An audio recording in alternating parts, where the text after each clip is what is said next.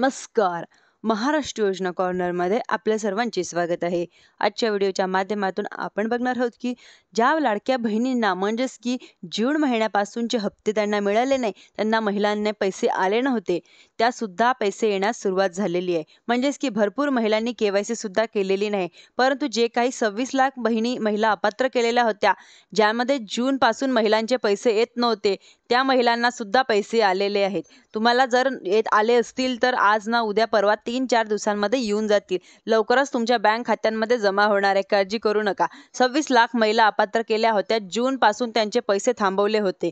परंतु आता त्यांची अपडेट झालेली आहे, म्हणजेच की त्यांची पडताळणी झालेली आहे व त्यांना सप्टेंबर महिन्याचा जो काही हप्ता आहे तुमच्या बँक खात्यांमध्ये क्रेडिट केला झालेला आहे. मागचे पैसे आलेले नाहीत, परंतु आताचा जो काही सप्टेंबरचा हप्ता आहे तो त्यांना आता या ठिकाणी जमा झालेला आहे. म्हणजेच की ऑक्टोबरमध्ये जमा झालेला आहे.